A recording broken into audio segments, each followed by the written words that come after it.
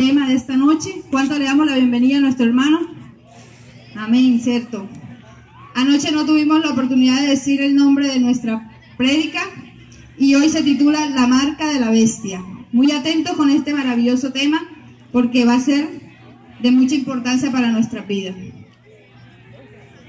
Gracias, mi hermana. Bueno, como me estaban dando la bienvenida, yo estaba de espalda. Así que yo no sé si levantaron la mano. Dios me les bendiga a todos, hermanos. La bienvenida es para ustedes.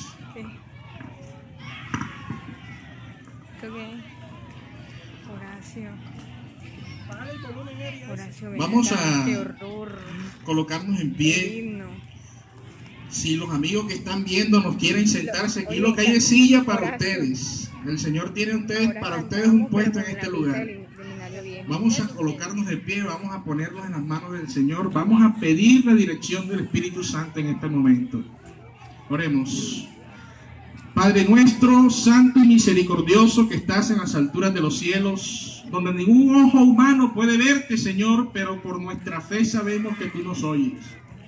Porque tu promesa dice que si nosotros confesamos nuestros pecados, tú eres fiel y justo para perdonar nuestros pecados y para limpiarnos de toda maldad. En este momento, Señor, queremos poner nuestras vidas, nuestra mente y nuestro corazón en tus manos y que sea tu Espíritu Santo quien hable a través del instrumento. Es un mensaje supremamente importante, poderoso, que todos deben saber, todos deben conocer, que todo el mundo, Señor, va a escuchar en algún momento, pero en este momento será predicado aquí. Queremos que seas tú, Señor, con tu brazo fuerte, llegando a donde nosotros no podemos llegar con este mensaje, que es al corazón de las personas. En el nombre de Jesús te lo pedimos. Amén. Pueden sentarse. La marca de la bestia. Suena apocalíptico, como está escrito en el libro en el que fue escrito. Así que vamos a ir al libro de Apocalipsis, capítulo 14, y vamos a leer allí desde el versículo 9 hasta el versículo 11. Y este mensaje corresponde al mensaje del tercer ángel. Toda esta semana se ha hablado del primer ángel, hasta la noche anterior, que fue hasta el segundo ángel, la hora del juicio. Pero hoy vamos a escuchar, y el día de mañana, lo que corresponde al tercer ángel, que fue el mensaje que se nos señaló como el último llamado que Dios tiene para este mundo. No aparece más en la Biblia otro llamado para el mundo. Así que dice la palabra del Señor, versículo 9 de Apocalipsis 14. Y un tercer ángel lo siguió diciendo a gran voz. ¿Recuerdan lo de gran voz? ¿Qué es un qué? Un megáfono. Si alguno adora a la bestia y a su imagen y recibe la marca en su frente o en su mano, y empieza el texto con una condición: si alguno lo hace, él también beberá del vino de la ira de Dios, que ha sido vaciado puro en el cáliz de su ira. ¿También recuerdan la copa de la ira del Señor el sábado que hablé? Y será atormentado con fuego y azufre. Y será atormentado con fuego y azufre delante de los santos ángeles y del Cordero. El humo de su tormento sube por los siglos de los siglos. No tienen reposo de día ni de noche los que adoran a la bestia y a su imagen, ni nadie que reciba la marca de su nombre.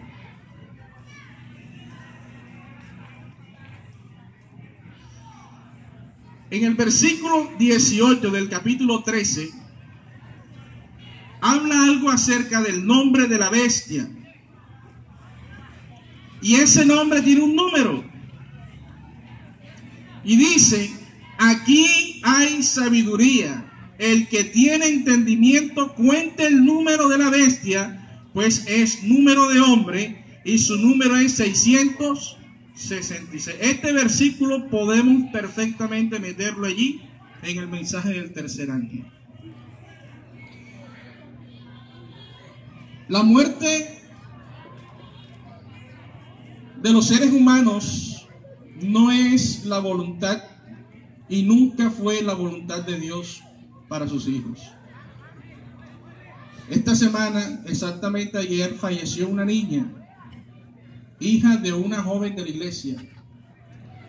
Creo que tenía menos de un año de nacida, era una bebecita. Nació con problemas de desnutrición, tenía problemas, después empezó a afectar el problema respiratorio, el sistema respiratorio, sufrió un paro debido a su estado de desnutrición. No era un estado de desnutrición, digamos, premeditado por su familia, sino una patología con la que la niña nació. Y el sepelio fue a las 11 de la mañana. Llamé al papá y le dije, mira, la salvación de esa niña depende de que los padres permanezcan en el camino del evangelio. Y alguien me dijo, fue la voluntad de Dios. Pero yo me tocó decirle a esa persona, no es la voluntad de Dios que sus hijos perezcan, sino que todos procedan a ¿qué cosa? Al arrepentimiento. Porque la dádiva de Dios es vida eterna en Cristo Jesús, Señor nuestro. Y este mensaje que el Señor nos trae en Apocalipsis capítulo 14, aunque parezca un mensaje de amenaza, de castigo, realmente el texto empieza diciendo, si alguno hace esto, recibirá, pero si no lo hace, dice el versículo 12 de Apocalipsis 14, aquí está la perseverancia de quienes, de los santos, los que guardan los mandamientos de Dios y la fe de Jesús. Así que el mensaje de Apocalipsis 14, que es la última amonestación solemnísima al mundo, es supremamente importante. Es un mensaje de vida o muerte. Ahora, vamos al texto nuevamente y vamos a desglosar lo que Juan nos está queriendo decir aquí en Apocalipsis 14, versículo 9. Dice, si alguno, ya aquí está dando un parte de responsabilidad individual. Si alguno de ustedes, o si ese alguno llego a ser yo, Dios me libre, si alguna persona sugiere, Juan, el hecho de que en determinado momento tendremos que tomar una decisión y esa decisión requiere que nosotros la asumamos con responsabilidad. ¿Responsabilidad ante quién? Ante Dios. Porque Él ya de antemano nos está anunciando lo que ha de acontecer. Y si hay un dicho que dice que soldado avisado no muere en guerra, pudiéramos aplicarlo a esto. Donde la Biblia, la Escritura nos está anunciando que si alguno adora a la bestia y a su imagen y recibe la marca en su frente, será atormentado. Ahora, el mensaje de esta noche no es quién es la bestia.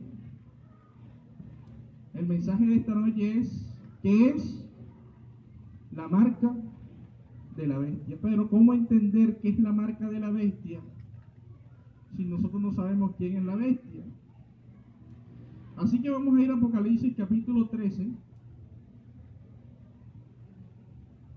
y vamos a ir lo más rápido posible en esta noche. Apocalipsis capítulo 13, versículo 1 al 3 dice, me paré sobre la arena del mar y vi subir del mar una bestia que tenía ¿cuántas cabezas? 7 cabezas y 10 cuernos. En sus cuernos tenía 10 diademas y sobre sus cabezas nombres de ¿qué cosa? Nombres blasfemos. La bestia que vi era semejante a un leopardo. Sus pies eran como de oso y su boca como de león. El dragón le dio su poder, su trono y gran autoridad. Y vi una de sus cabezas como herida de ¿qué cosa? Una herida mortal. Pero su herida mortal fue sanada. Toda la bestia se maravilló en pos de la bestia.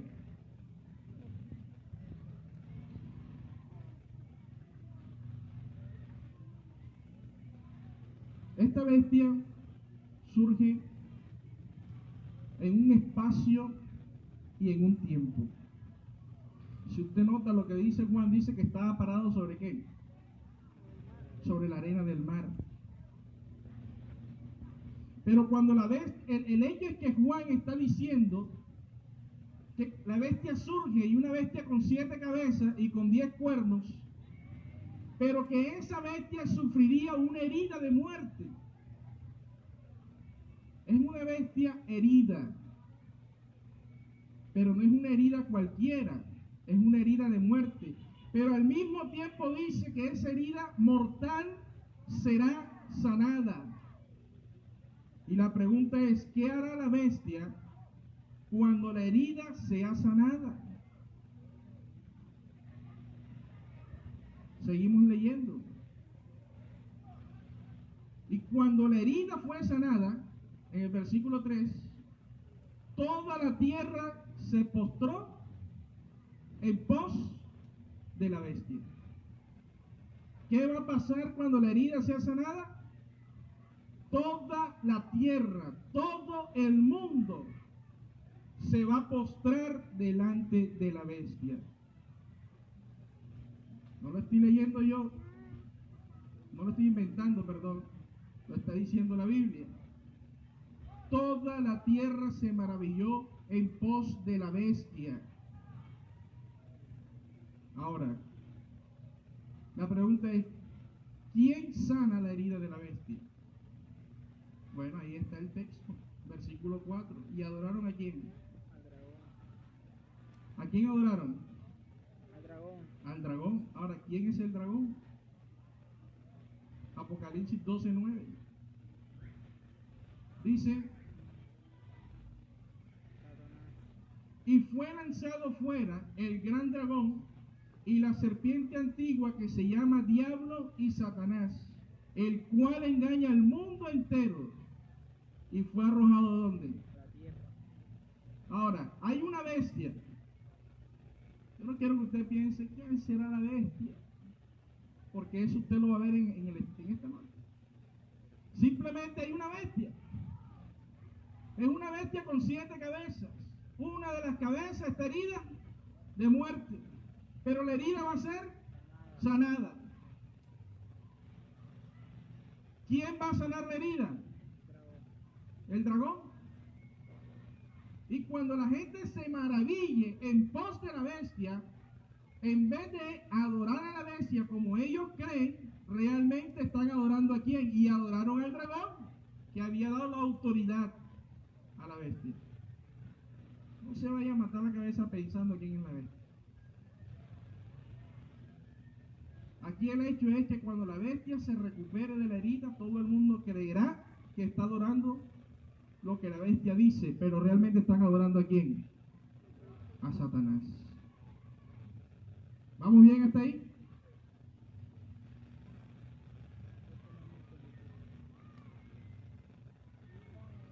Versículo 11 al 15 de Apocalipsis 13. Ahora, ¿qué va a ser la herida? ¿Quién la sanará? Después vi otra bestia que subía de la tierra, tenía 2 cuernos semejantes a los de un cordero, pero hablaba como ¿qué? Como un dragón. Ejerce toda la autoridad de la primera bestia en presencia de ella, y hace que la tierra y sus habitantes adoren a la primera bestia, cuya herida mortal fue sanada. Hace grandes señales, de tal manera que incluso hace descender, ¿qué cosa? Fuego del cielo a la tierra delante de los hombres, y engaña a los habitantes de la tierra con las señales que le ha permitido hacer en presencia de la bestia, diciendo a los habitantes de la tierra que le hagan una imagen a la bestia, que fue herida de espada y que nuevamente fue sanada. Se le permitió infundir aliento a la imagen de la bestia. Yo sé que esto puede ser muy confuso, pero es la Biblia. Mis hermanos, y la Biblia nosotros la tenemos ¿para qué? ¿Para qué la tenemos? ¿Sabe qué dice? Y me voy a permitir citar Joya de los Testimonios, tomo 2, que cuando una persona no entiende este preciso tema, dice que Satanás ha enviado una nube oscura para que no entienda absolutamente nada. No es que usted no tenga la capacidad de entender, no es que usted no tenga la inteligencia para hacerlo, es que el enemigo está empecinado en que la misma iglesia no entienda el mensaje del tercer ángel. Y si no lo entiende, no lo predica. Es más fácil predicar otra cosa. Y el enemigo ha ido desviando este último momento de la historia de este mundo, porque si algo les puedo decir es que estamos en las últimas. Ahora, el versículo 15. ¿Quién le infunde aliento a la imagen? Dígamelo, iglesia. ¿Quién? ¿Dónde están las Biblias? ¿Quién le infunde aliento a la imagen? Ese es el capítulo 13.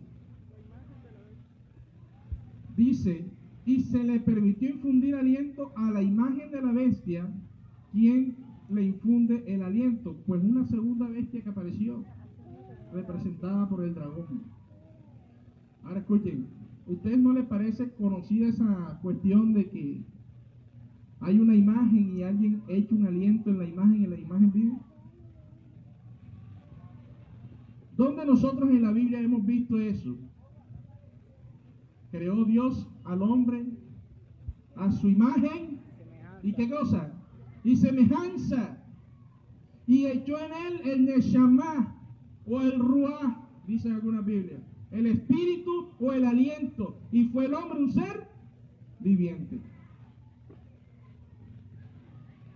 Ahora, hay alguien que quiere levantar una imagen con el fin de que las personas se postren delante de la imagen. Versículo 16. Y hacía que todos, pequeños y grandes, ricos y pobres, libres y esclavos, se les pusiera una marca en la mano derecha o en la mano.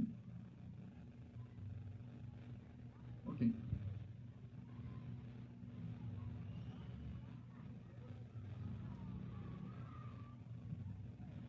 Vamos a ir al versículo 4 de Apocalipsis 13 y vamos a terminar con esta parte. Dice, y adoraron al dragón que había dado la autoridad, y adoraron a la bestia, diciendo, ¿quién como la bestia? ¿Quién podrá luchar contra él? ¿Qué es lo que busca el dragón detrás de la resurrección de la bestia? Adoración. Y adoraron. La bestia está herida, la herida fue recuperada, fue sanada, ¿y qué hicieron ellos?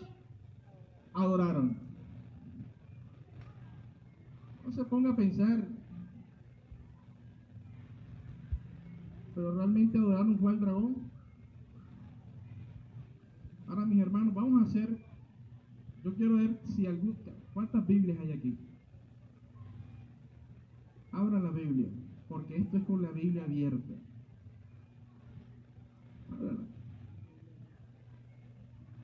Vamos a leer Apocalipsis capítulo 13, versículos 5 y 6.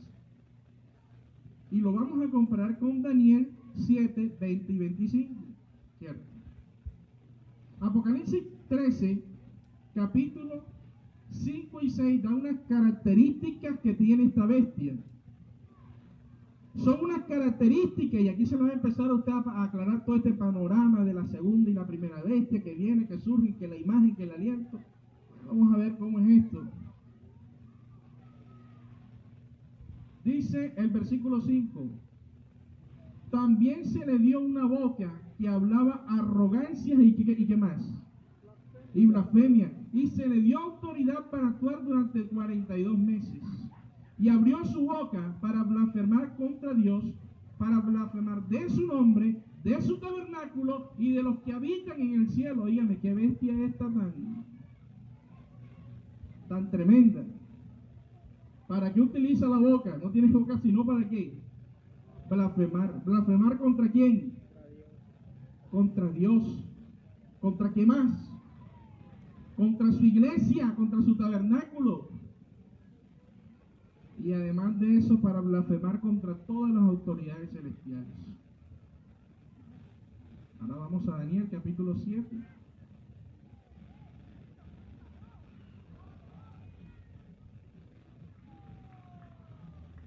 Versículo 20.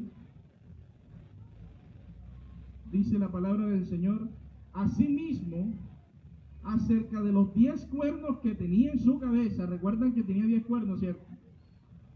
Y del otro que le había salido, ante el cual habían caído 3, ese mismo cuerno tenía ojos y una boca. Cuando hay un niño chiquitico que las primeras palabras que aprende a decir son vulgaridades, no le dice qué boquita tiene ese niño.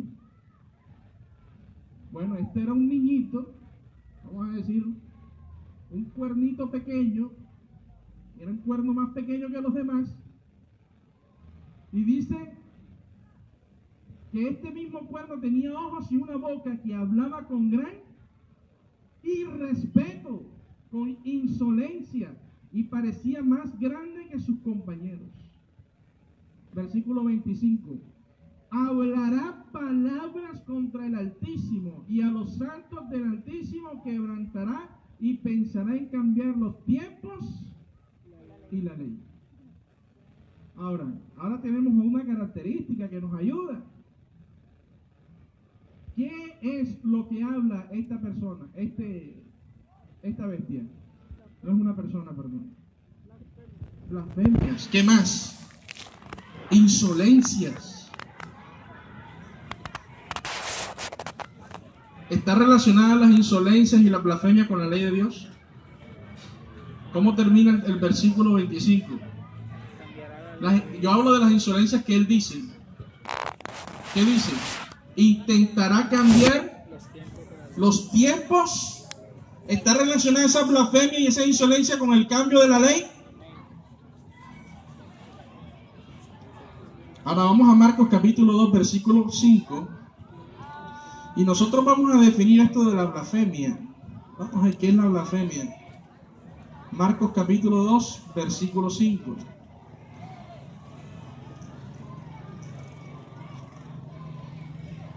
Dice la palabra del Señor: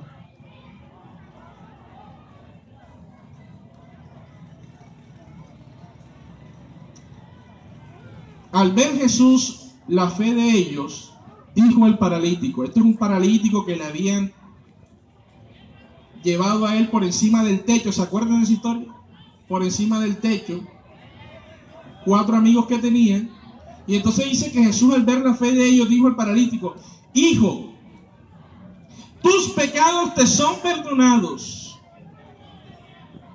Estaban allí sentados algunos de los escribas, es decir, de los líderes, los cuales pensaban para sí: ¿por qué habla de este modo?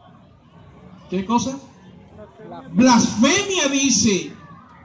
¿Quién puede perdonar pecados si no solo quién? Dios. ¿Solo Dios? ¿Qué es blasfemia? Atribuirse el poder de perdonar pecados. Pero Jesús no termina allí. Aquí dice la palabra del Señor: y conociendo luego Jesús en su espíritu que pensaban de esta manera, dentro de sí mismos le preguntó, ojo, esto no lo están diciendo ellos con la boca.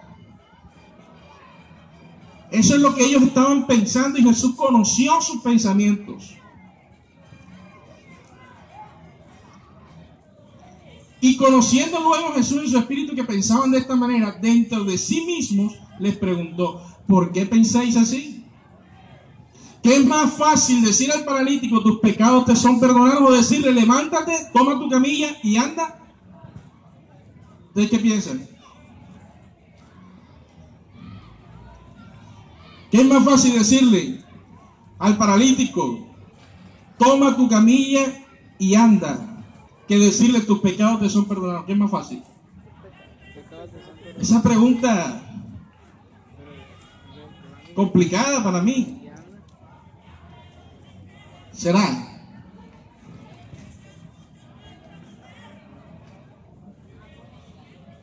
Versículo 10. Pues para que sepáis que el Hijo del Hombre tiene potestad. ¿En dónde? Hermano, esto es supremamente importante. Ya vamos mucho más allá de la mitad. Pues para que sepáis que el Hijo del Hombre tiene potestad en la tierra para perdonar pecados. Y dijo al paralítico, a ti te digo, levántate, toma tu camilla y vete a tu casa. Ahora, voy a tocar un punto complicado. ¿Quién tenía la potestad de perdonar pecados en la tierra? Jesús. Él dijo, para que sepáis ustedes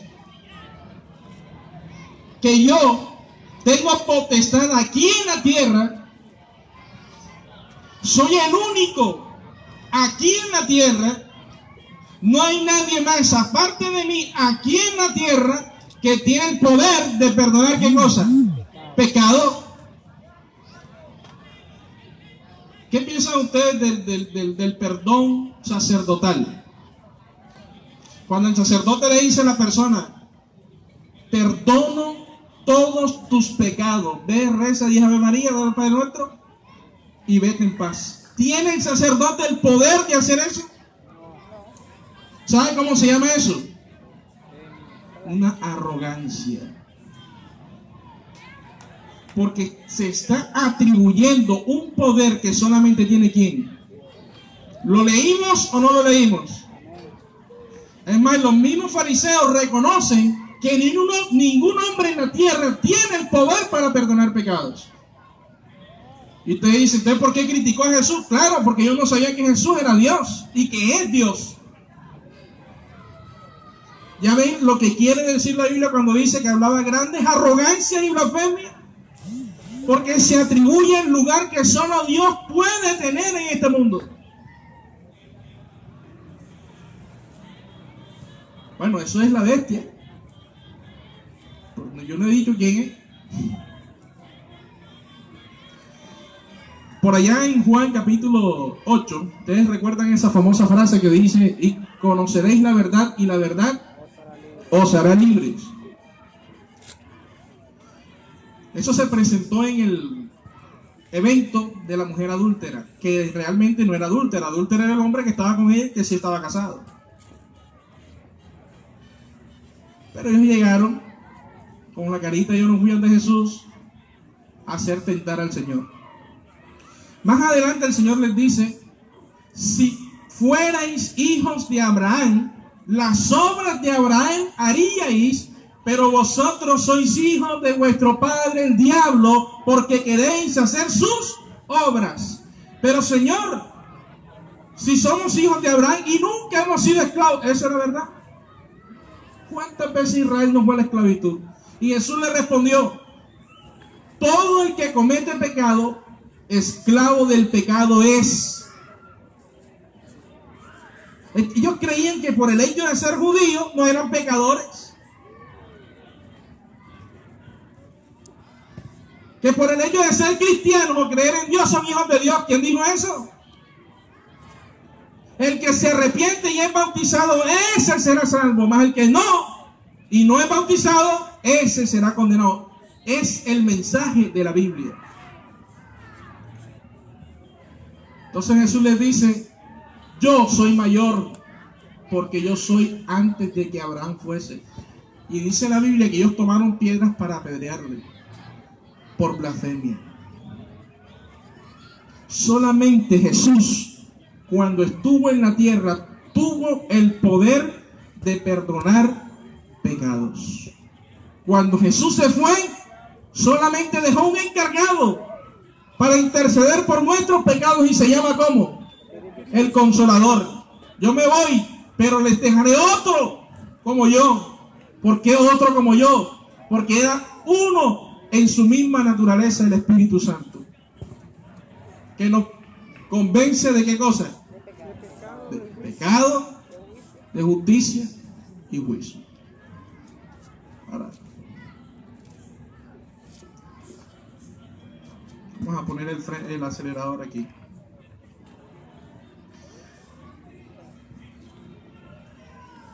Vamos a ir a Apocalipsis 13 nuevamente, mis hermanos. Y vamos a leer una palabrita que ya ustedes habían estudiado conmigo hace unos sábados atrás, que es para qué razón el enemigo lanza el fuego.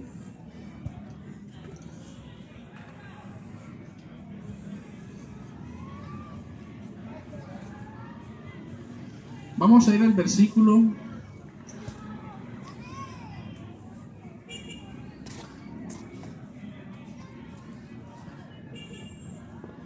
'y esta parte yo la denomino el método del enemigo, el método de Satanás. Vamos a ir al versículo 13 de Apocalipsis 13. Dice la escritura: también, después de que la herida fue sanada, en el versículo 12, ejerce toda la autoridad de la primera bestia en presencia de ella y hace que la tierra y sus habitantes adoren a la primera bestia. Este es el dragón, cuya herida mortal fue sanada. Pero ya vimos que esa bestia tiene una boquita. ¿Y esa boquita habla qué? Blasfemia. Pura blasfemia. ¿Qué blasfemia es qué cosa? Atribuirse el poder de Dios. No lo vamos a leer, pero Tesalonicenses también, en el capítulo 2, versículo del 3 al 4, habla de algo que se llama el misterio de la iniquidad. Y dice que se sienta en el templo de Dios, haciéndose pasar por Dios como si fuera Dios. O sea que es un poder que cree en Dios y que lo predica, y que además de eso dice que tiene las facultades que Dios tiene,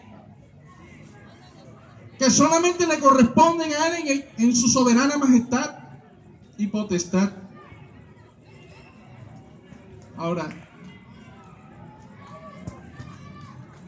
dice el versículo 13 de Apocalipsis 13: también hace grandes señales, de tal manera que incluso hace ¿qué cosa? Descender fuego del cielo a la tierra delante de los hombres. Engaña a los habitantes de la tierra, ¿con qué cosa? Con las señales que les es permitido hacer. Escuchen, ¿quién ha ido a un circo aquí? Nadie ha ido a un circo nunca. ¿Circo? ¿Alguna vez en un circo usted ha visto un espectáculo que le haya gustado? Así usted dijo, ese tipo hizo esto, y hay uno que se mete en la espada por allá. No debemos ir a eso. Bueno, yo sé que debemos ir. De pronto no es el mejor ejemplo. Así como tampoco debiéramos pertenecer a la bestia, pero hay muchos que lo hacen. Les tomo un ejemplo de allá. Eso es un círculo que está ahí. Eso es un espectáculo. Descender fuego del cielo, hace señales y prodigios, pero con la finalidad no de entretener a la gente, sino de ¿qué? De engañarla. Ese debe ser el círculo de Satanás, el circo del enemigo. La entrada es gratis, la salida no. Ahora,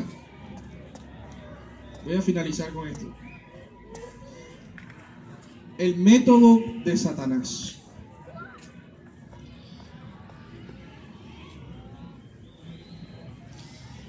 No hay un solo texto en la Biblia, ni uno. Y voy a tomar solamente esto como punto de referencia, pero no es que esto sea el todo. Esto es un ejemplo de muchas doctrinas erróneas que hay en Babilonia. No hay un solo texto en la Biblia donde diga que Jesús habló en lengua.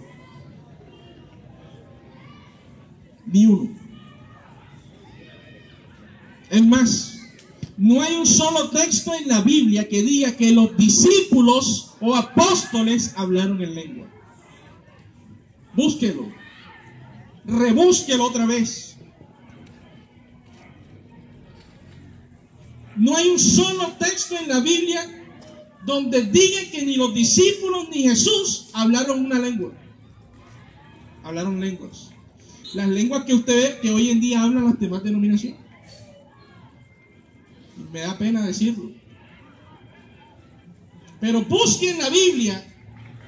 Si en la Biblia se registra que hay un solo texto de que Jesús, nuestro gran ejemplo, nuestro divino maestro, nuestro mayor ejemplo a seguir, habló en lengua.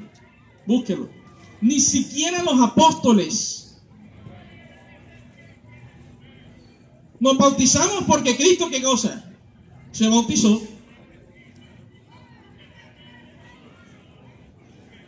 Predicamos porque ese fue el ejemplo que Jesús dejó y fue lo que nos enseñó. ¿Sí o no? Ir por todo el mundo y predicar el evangelio. Lo hacemos porque Cristo nos ordenó y porque Él lo hizo. He visto sanaciones en la iglesia por medio de la fe, no por medio de oraciones poderosas que hace la gente y brinca, no, por medio de la fe del enfermo. He visto personas con cáncer muriéndose sanar en la iglesia. Jesús sanó y lo sigue haciendo.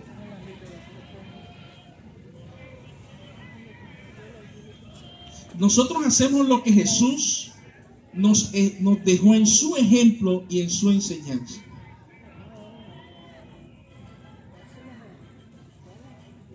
Ahora, ¿cómo le llaman al descender del Espíritu Santo hoy en día?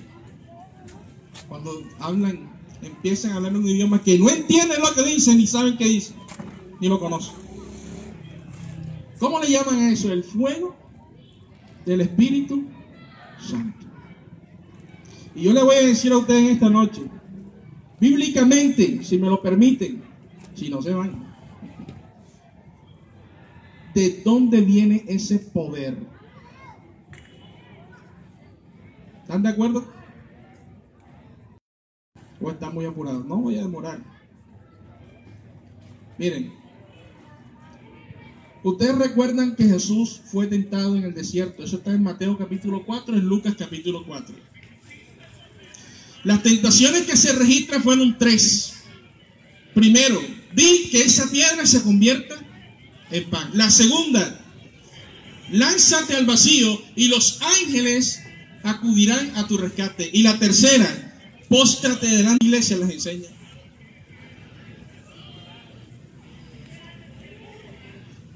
La teología de la prosperidad.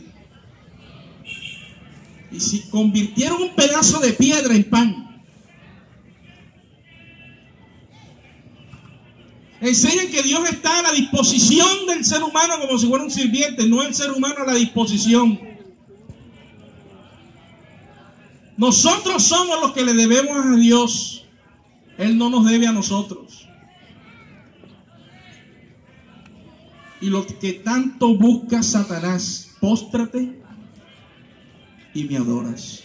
Ahora, en el primer milagro, ¿qué requería Jesús? ¿Qué requería el enemigo? Un milagro. En la primera tentación requería un milagro. Y ese es el método del enemigo. ¿Sabe qué?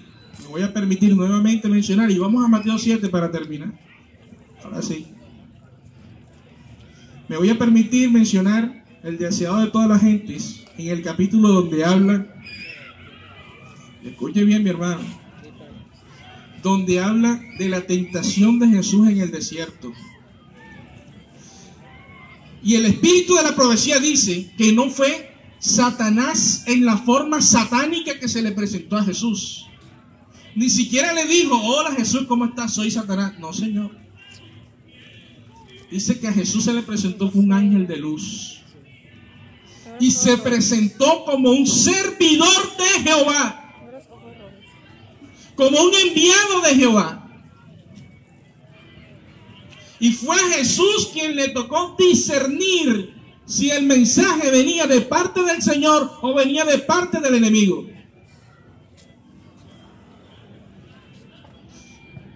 Y saben, cuando el enemigo le dice: porque escrito está, a sus ángeles mandarán para que te guarde, es el enemigo citando la Biblia, mi querido amigo que está escuchando. ¿Usted cree que el enemigo no se sabe la Biblia? Se la sabe más que nosotros. Y hasta iglesias tiene.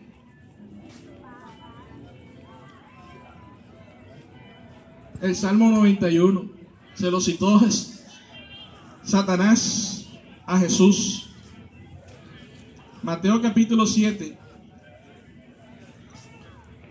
dice: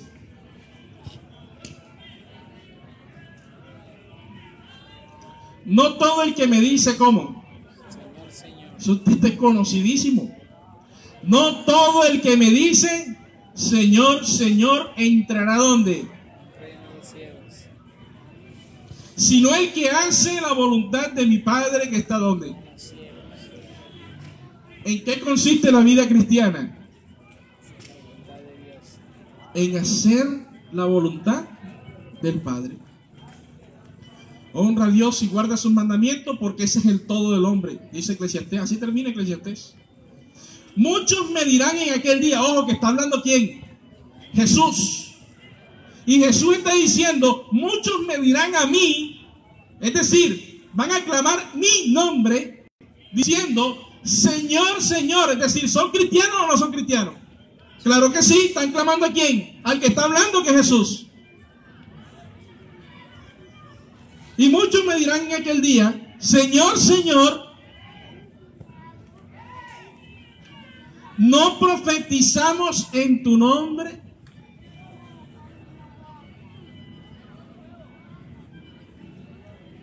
¿Profetizan? Sí. ¿Profetizan? Sí.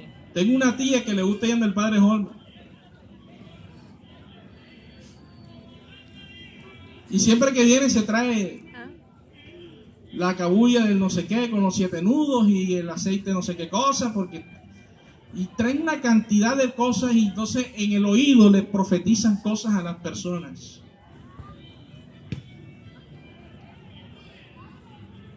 ¿Saben? Cuando las personas les adivinan la vida, porque literalmente les dicen su vida cómo es, y cuando hablan en lengua, yo tengo que decirle que ese sí es un poder. Hay un poder actuando en ese momento.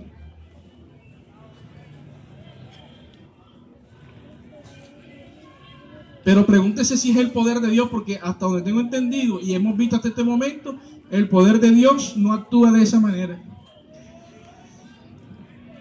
Segundo, en tu nombre echamos ¿qué cosa? Demonios.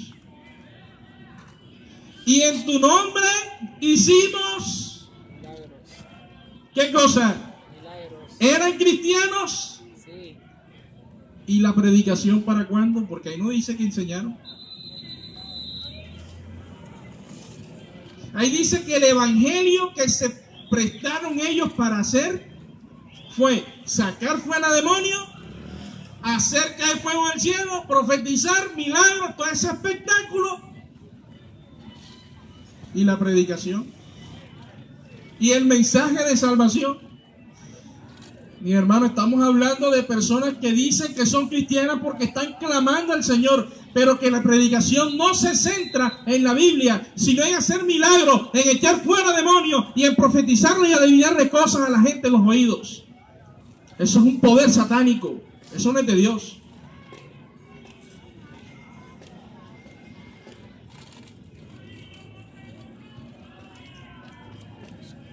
Y estos milagros y cosas que acabamos de leer son las que se encuentran allí en Apocalipsis 13:13, y también hace grandes señales de tal manera que incluso hace descender fuego del cielo a la tierra delante de los hombres. Engaña a los habitantes de la tierra con las señales que se le ha permitido hacer en presencia de la bestia. Y muchos, creyendo que estos milagros vienen de parte de Dios, realmente están adorando ¿a quién? A la bestia, al dragón. ¿Qué es la marca de la bestia? Muchos de los adventistas de pronto hemos creído que es el sábado, domingo. Sello de Dios, sábado. Marca la bestia, domingo. No. Es la obediencia total y absoluta. Es el sello de Dios. El carácter de Dios impregnado en su vida. A través de la obediencia, obviamente, a sus mandamientos. Deuteronomio capítulo 6 dice: toma mis leyes y mis estatutos y ponlas ¿en dónde? Tu corazón. Léelo en tus manos y en tu frente.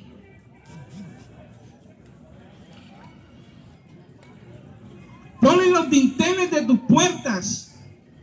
Dile a tus hijos que hay un Dios en el cielo que los ama y guarda sus mandamientos. Enséñaselos a ellos. Eso es lo que dice la Biblia que debemos hacer con los mandamientos. Pero la bestia dice: no. Tú lo que tienes que tener en tu frente o en tu mano es ¿qué cosa? Es mi marca. ¿Están viendo? La marca de la bestia viene a reemplazar lo que Dios ya ha establecido para su pueblo.